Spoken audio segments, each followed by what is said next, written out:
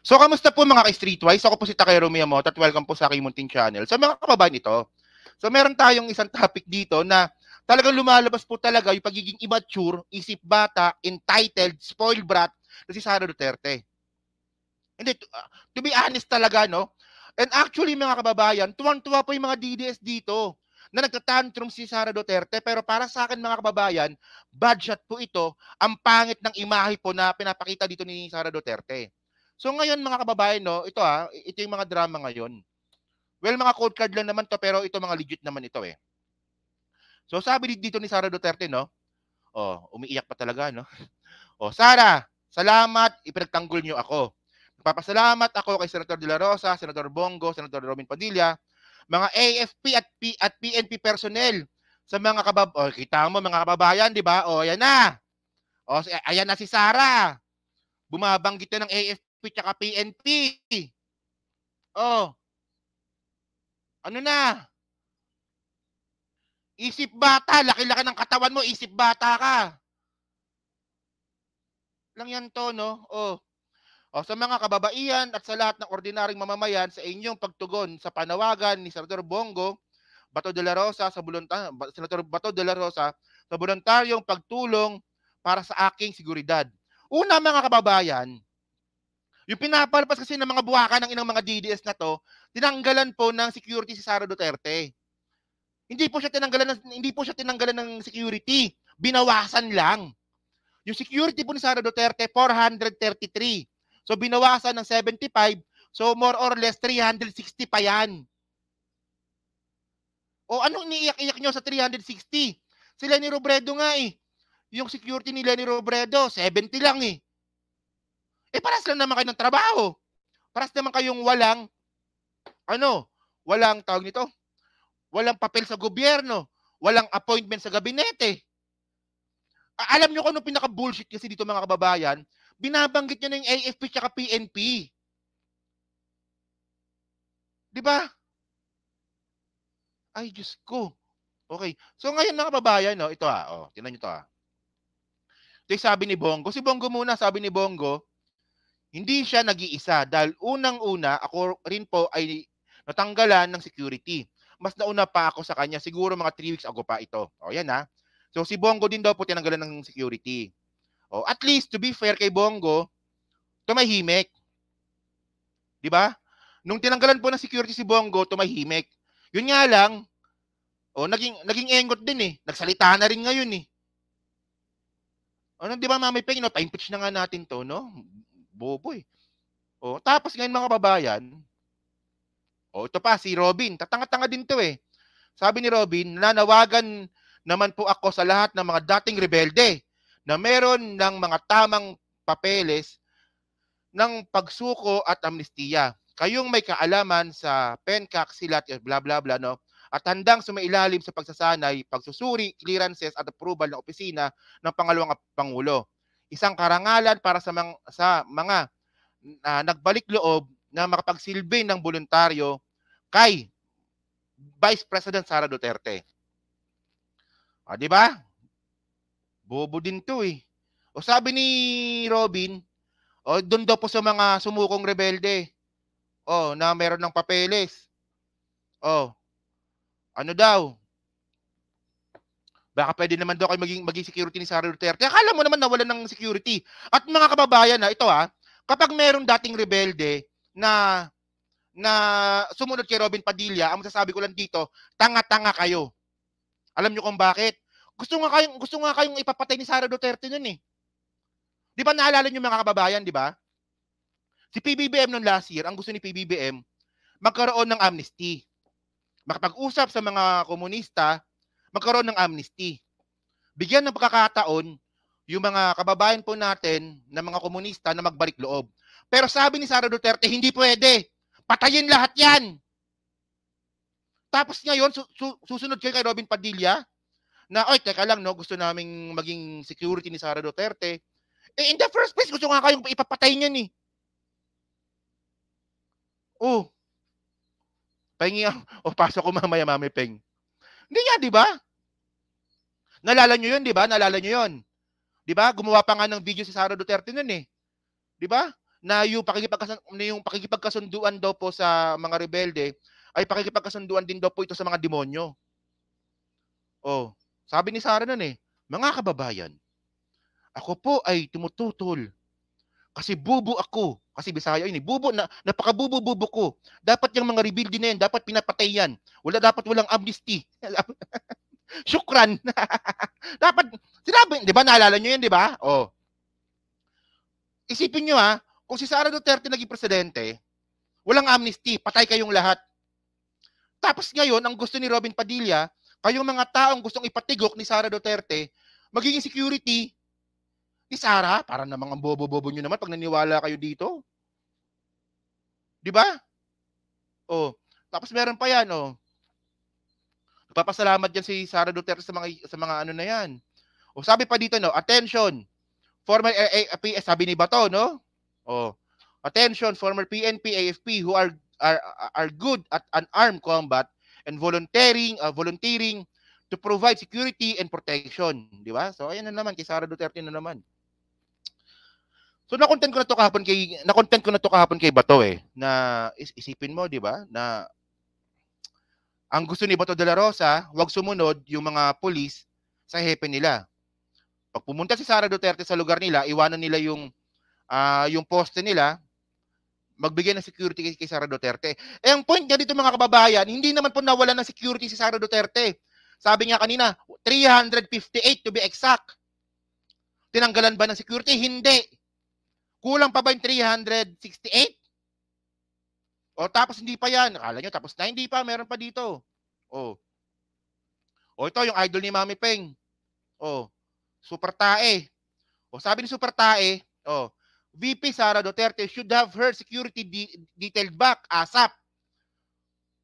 Lang yan to, no? First, she is the second highest elected official in the country whose safety must never be compromised.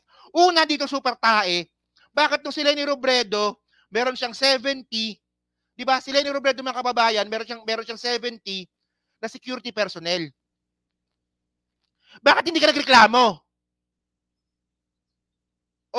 Si Sara Duterte ngayon, meron pa siyang 358, nagngangawa-ngawa ka. Ano ba to? Well, kung gusto mo maging security ni Sara Duterte, unahan mo na. Medyo mahaba naman yung ano mo Medyo mahaba yung sandata mo. Pwede pang fencing yan.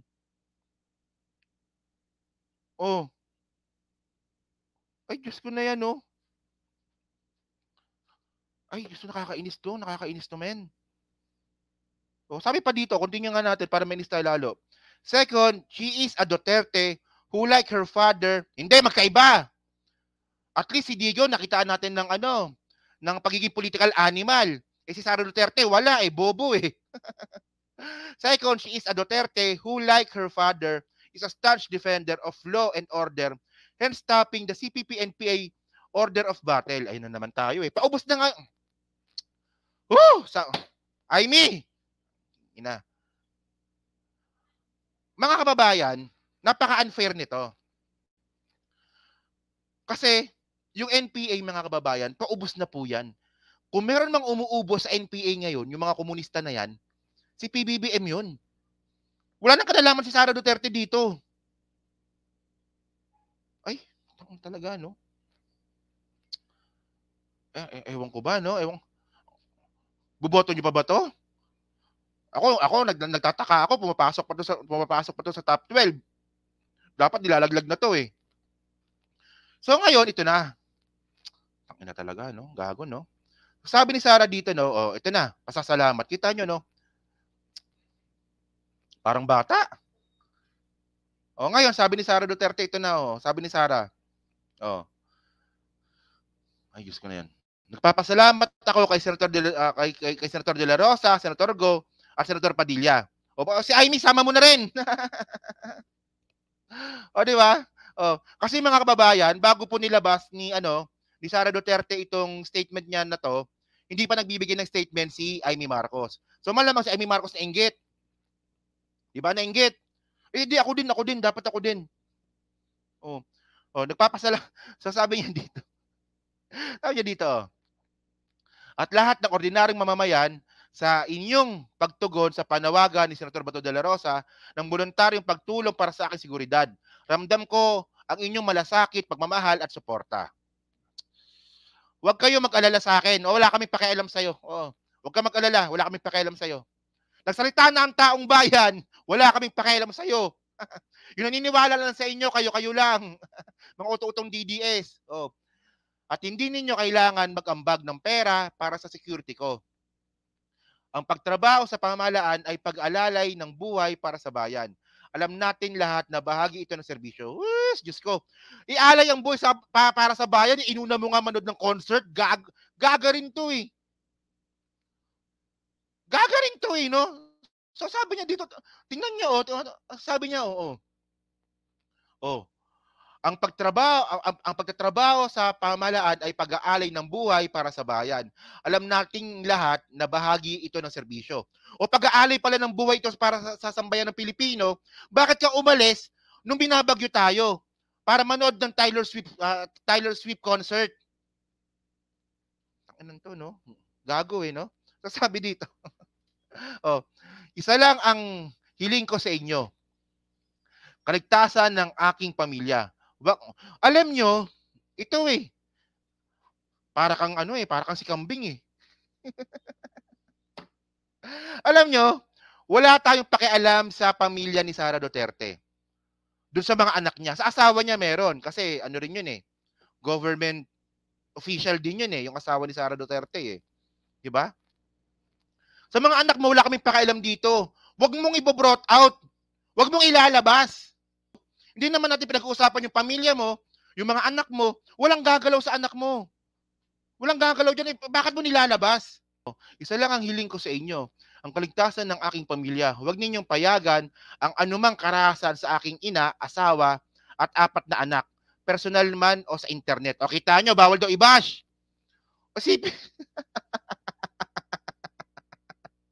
Bawal daw i-bash, pero nilalabas mo.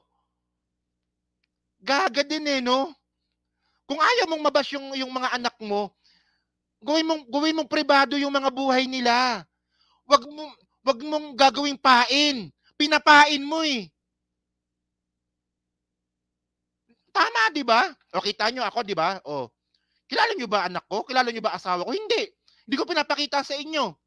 Kasi alam ko po, yung pagbablog po, yung pagbablog po, malaki po yung chance na, na madami talaga yung pamilya dito. Alam ko yon, kaya nga hindi ko nilalabas eh. 'Di ba? Kahit yung anak ko may honor, kahit yung anak ko scholar, hindi ko nilalabas 'yan. Hindi ko pinapakita na yung picture, okay, yung anak ko may honor, hindi. Kasi sa kabila nung pinagmalaki ko yung achievement ng mga anak ko, ang lalabas din nun, in-expose ko yung anak ko. Ay, Diyos ko, no? Bobe. Tsaka, ito lang kukwento ko lang, no? Nung pumunta kami ng Baguio, nung nasa SM Baguio kami, may lumapit sa akin na, ay, ikaw ba si Takero? Kasama ko yung pamilya ko nun. Alam ng asawa ko lumayo. Lumayo yung asawa ko, ayaw talagang pa-expose. Tapos sa SM Baguio, sa Strawberry Fields, pumunta rin kami doon. May lumapit din sa akin doon, mag-ina ata yun, no? Ganun din. Yung asawa ko lumayo. Tsaka yung anak ko, hinila talaga ng anak ko, yung asawa ko, dito tayo, huwag tayo dyan. At ako, tama yon kasi nga ayoko silang expose. Ito si Sara Duterte naman, mga kababayan, wala naman tayong pakialam sa anak niya, nilalabas niya, ine-expose niya, pinapahain niya.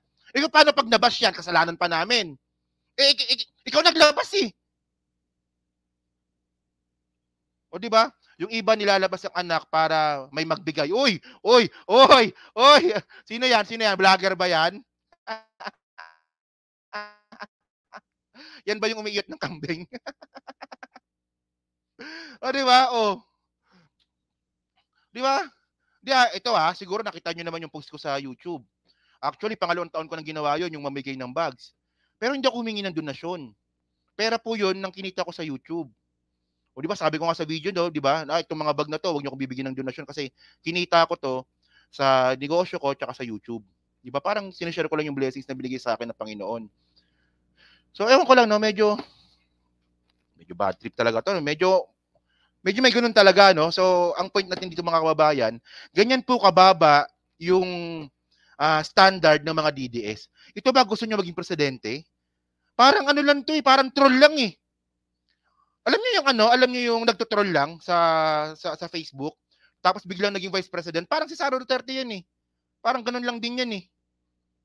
Oh, 'di ba?